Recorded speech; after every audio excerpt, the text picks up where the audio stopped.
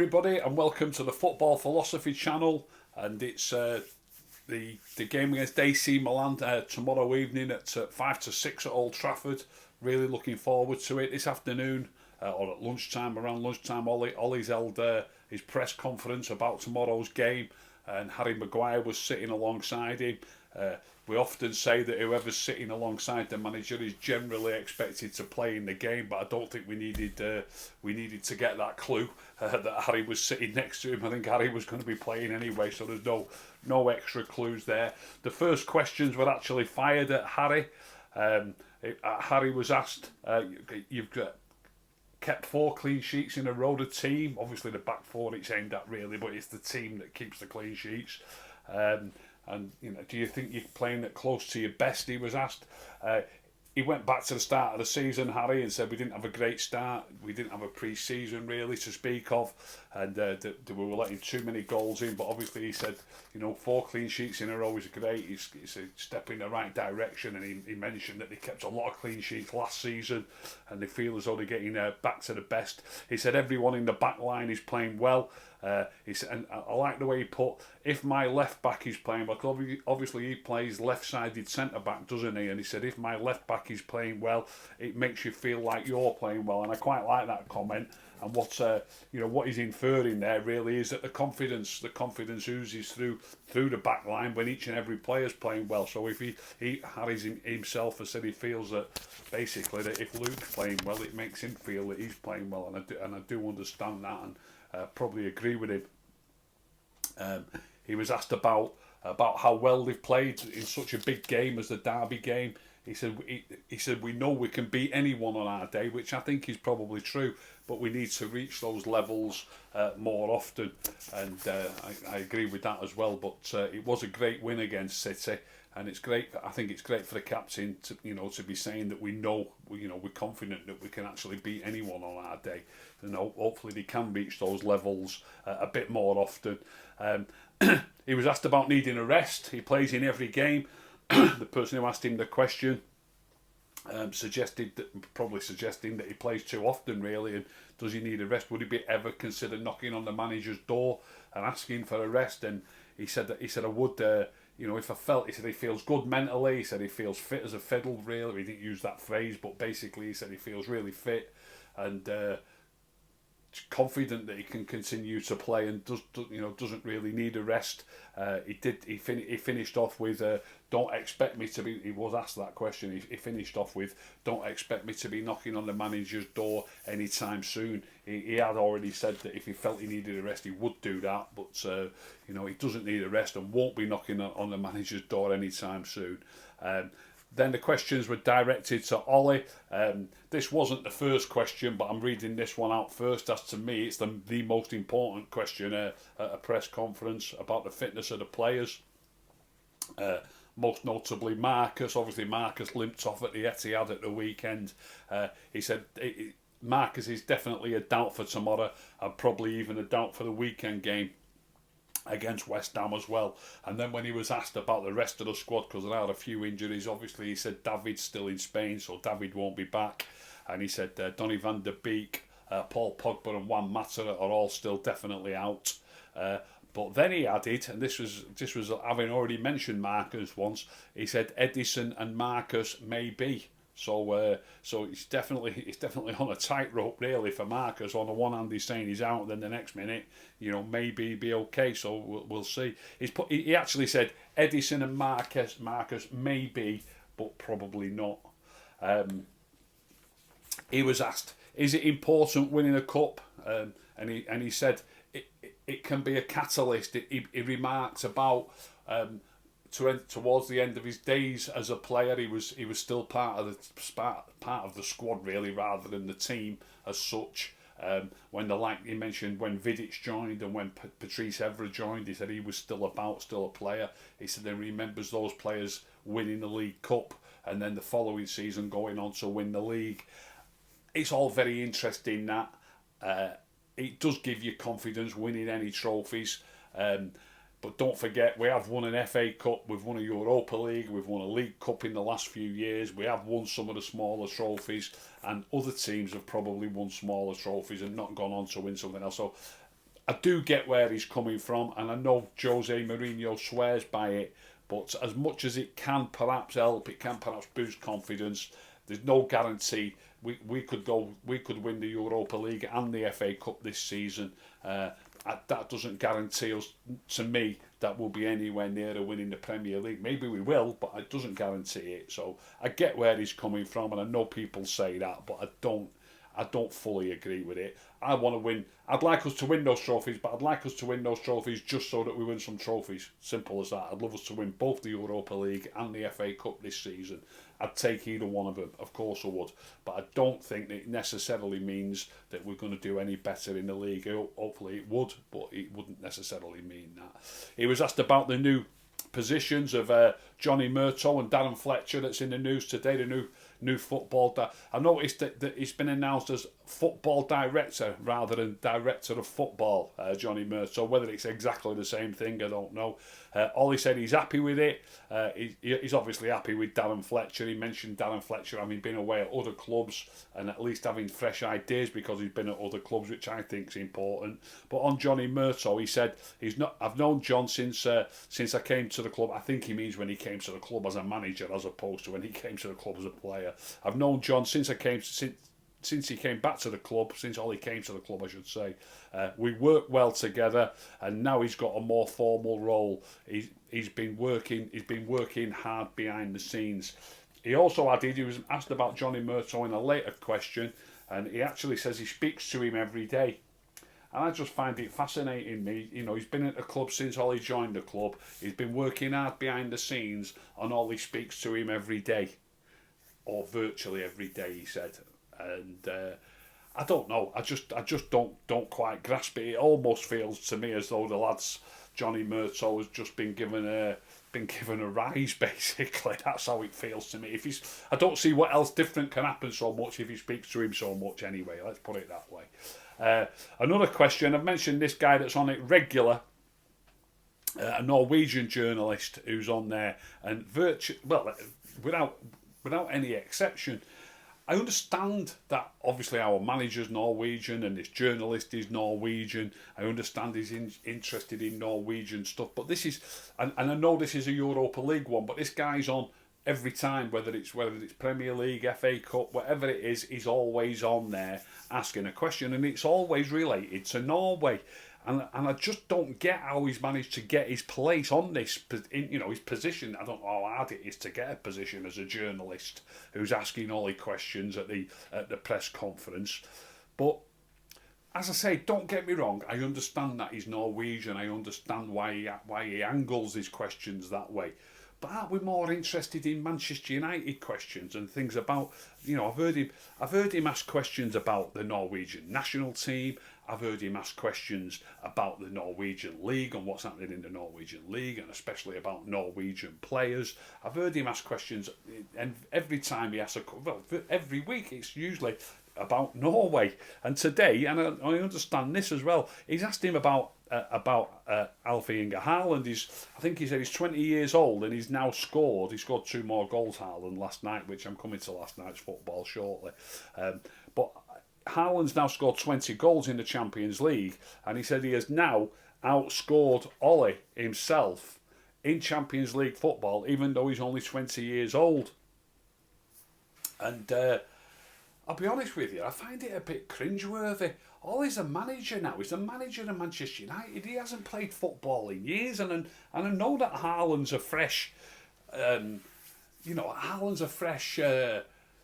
Fresh face, if you like. He's 20 years old. He's banging goals in for fun. Everybody knows who he is. Probably every club in the land, every club in Europe would probably want to have him playing for them. And, he's a fantastic player, a fantastic goal scorer. He happens to be Norwegian. But I just find it a tad embarrassing. He's asking, as much as Haaland is going to break records, which he'll go on to break some amazing records, I'm sure he will. Is this record really relevant? Ole was a great player for Man United, but he's not a record goal scorer or anything. He's not United's record goal scorer. He's not if you were saying to him, this guy Haaland has broken such and such a record, the record for a 20-year-old, say, in which he probably has, for a 20-year-old in European football. But to say he scored more goals than you did, it's a bit I find it a bit childish. Ollie was a great goal scorer, but he was also substitute a lot. He didn't play all the time. Is it really... Of course is it really anything special to break Ole Gunnar Solskjaer's record? He wasn't a regular starter anyway. Why are you bringing that up? I find it an embarrassing question. I found it pretty cringeworthy, and it's just another question about a Norwegian player against another Norwegian player, when really the whole thing should be about Manchester United, or even more about AC Milan. And I would love that journalist, who I'm sure he'll be on the next time as well, I'd love him to ask a question that doesn't revolve anything to do with Norway or Norwegian players. I would love that to happen. And that led to the next question, which the next guy, normally there's just one Norwegian on, and I think, and I can't swear to this, but he definitely had an accent, and I'm not against it, by the way. I just wish they would angle the questions about Manchester United. I don't care where they come from. But I wish they would angle the questions about Manchester United. So the next guy on also had an accent which may have been Norwegian, and he said to Ollie, "You've had a goal taken off you." I thought, where's this going? We're supposed to be talking about Manchester United and AC Milan, and the next guy's question was about Ollie having a goal taken off him, that UEFA have taken a goal off him. And Ollie looked a little bit quizzical. He said in such and such a game you had to get a goal taken off you, and Ollie said, I think it was probably a qualifier as opposed to Champions League proper, and maybe they're not counting goals in qualifiers now, perhaps.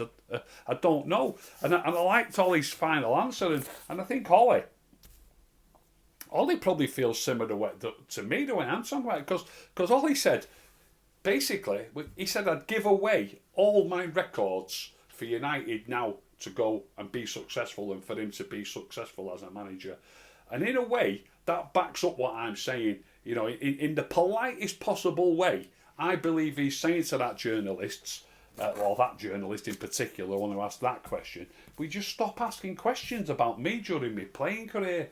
What's it got to do with today? He's the manager of Manchester United now. They want to try and win the Europa League. They're playing AC Milan tomorrow. It's one of, not too many years ago, it would have been one of the biggest games in European football. It still is two of the biggest clubs, obviously, but it's in the Europa League now.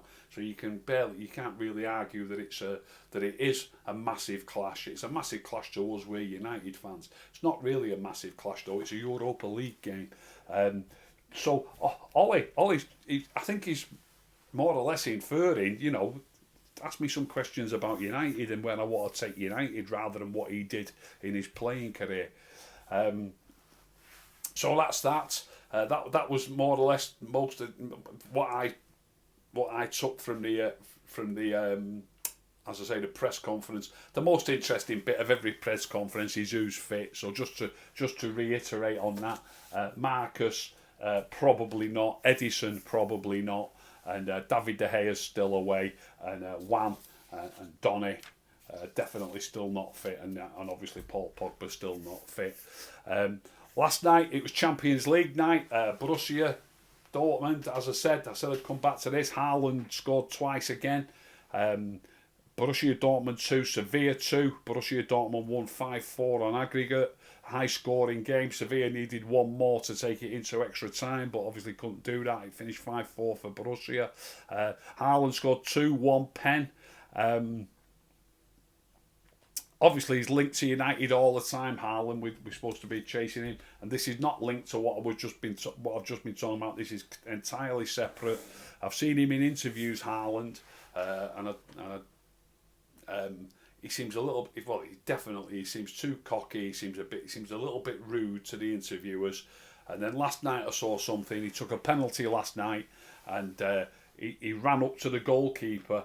I don't know if there'd been anything else gone on untoward between the two of them, because I've only seen the goals from that game. But when he scored his penalty, he ran up to the goalkeeper and was cheering over the goalkeeper and belittling him, if you like. I don't know what he was actually saying to him, and I don't know if anything had happened before that, but it really riled the Sevilla players, and it would me as well. And the Sevilla players chased him round the pitch, and Haaland ended up getting booked, and he got booked for his. He got booked obviously for whatever he'd said or done. I think anyway, this is why he got booked to the keeper. Well, he started it all anyway. Even if it was for something that happened between him and one of the players, it all started because he was so horrible, really, to the goalkeeper. Is there any need for it, or had something gone on before? Some people might say, well, I want somebody to have a little bit of nastiness about them. I'm all for nastiness, when it's necessary. I don't believe it's necessary in a situation like that. Would I like to sign Haaland for Manchester United? You're absolutely right, I would. 100%. I'd love to sign Haaland. If Haaland could play for United tomorrow, I'd drive to Dortmund and bring him back myself if you wanted. But I've got to be honest. I'd love him to be scoring goals for United. I'd love United to be winning trophies. Him scoring goals could help us. Would that necessarily mean that I like him as a person? Not necessarily. I'd love him to change his attitude and become a different person as he grows a little bit older. He's doing great as a player, but I'd like him to just smarten up his attitude a little bit, put it that way. The other game of the night was an absolute stunner. Juventus beat Porto 3-2 on the night, but Porto went through on away goals. Porto won at home 2-1. So it finished 4-4 on aggregate, and Porto went through with the 2 away goals compared to Juventus 1 away goal. Is Cristiano Ronaldo losing his powers? He didn't score in either leg, so that's 90 minutes, 210 minutes of football. Didn't score a goal. I bet it's pretty rare that he's played a 2-legged game and not scored. And I know it's unbelievable to say that about a player, but that is how often he scores. He scores a ridiculous amount of goals. So he's not managed to score over the 2 legs, and Porto have gone out on away goals. Juventus have gone out on away goals. Porto had a man sent off. Taremi got a red card on 54 minutes, so they played 36 minutes plus injury time. With 10 men, Porto, it was 1-1 at the time. So Juve scored the second goal in that 35 minutes or so while they were down to 10 men to take it to extra time. The only way a game can go to extra time in Europe is because obviously because of the away goals rule. The 2 scores have to be an exact mirror of each other. So Porto winning 2-1 in the first leg, and then Juve winning 2-1 in the second leg took it into extra time. So then they had to play the whole of the extra time with 10 men. They were hanging on for grim death, as they say. And then with about 5 minutes to go of the extra time, they scored from a free kick. Ironically, Ronaldo was in the wall. He jumped, turned his back, and the ball went through his legs, and it beat Chesney in goal down by his post. So they went up in the game. Well, they equalised on the night, but they were 1 up overall, Porto. But having scored that away goal, that meant Juventus needed 2 in the last 3 or 4 minutes of the game, and they did get 1. So it was on a knife edge for the last few. They played 3 minutes extra time, injury time, I should say, and it was an absolute thriller. But Porto did it in the end. So Porto are through, and Borussia Dortmund are through. They're the first 2 teams through. They will be joined by Liverpool and PSG. I think they both play tonight. I don't think I'll be bothering. I might have a look at the Barcelona game. Barcelona are 4-1 down to PSG. That's live on BT3 at 8 o'clock tonight. PSG, I say, a 4-1 up from the away leg. So Barca have got to score 4 whatever happens. If they don't score 4, they're out. So they've got to score 4 just to make a game of it, so to speak. Even 3-0 doesn't do them. They've got to score 4.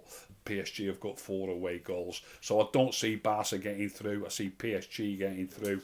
And Liverpool have also won their away leg to Leipzig 2-0. Not quite as accomplished a 2-0 as a 4-1, obviously, but I don't fancy Leipzig turning that one around either.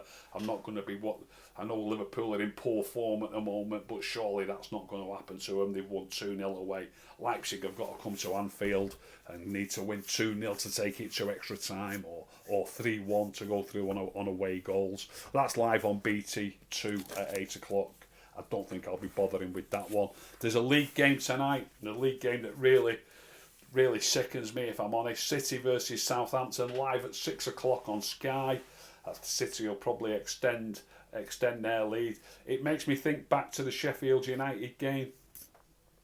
We got beat at home by Sheffield United not that very long ago. We were rock bottom of the league. If we just have those, I know fans always go if this, if that, if the other, and it's okay for fans to do that, of course it is. But we should be beating a team who've hardly won a game all season, and we play them at Old Trafford. We should be beating them. Never mind even drawing with them. We should be beating them, and we lost to Sheffield United. So if we'd have beaten Sheffield United, as we sit here at the moment, we're 11 behind City. If we were 8 behind City, I would still be just hanging on to a glimmer of hope. I would be sat here thinking, Southampton, when they do well, they are a good side, and maybe they can, it's not impossible they can win that football. But if they could just nick a draw, if Southampton could just nick a draw tonight, I'd be thinking that means City have only got to drop 6 more points for us to be able to catch them by winning our games. And I would still be thinking, if we'd beaten Sheffield United, I would be sitting here actually hoping for Southampton to get something in order for us to still have a glimmer of hope. But we're 11 points behind City, and even if Southampton do nick a draw and we're still 9 points behind City, it's too many. It's too many. So, if we'd beaten Sheffield United, City would be 8 points in front of us. I'd be praying, really, that by tonight there's only a 6 point...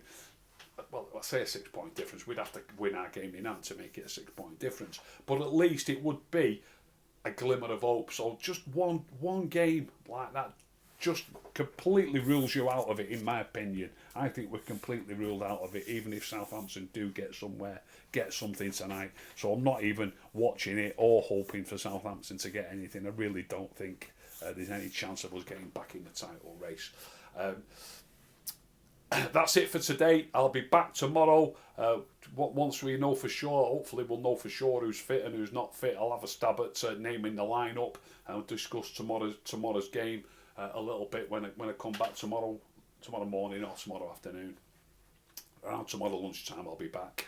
I hope you've enjoyed that show. If you have enjoyed it, please tell all your friends. Please subscribe. If you didn't enjoy it, don't tell anybody. Keep stum.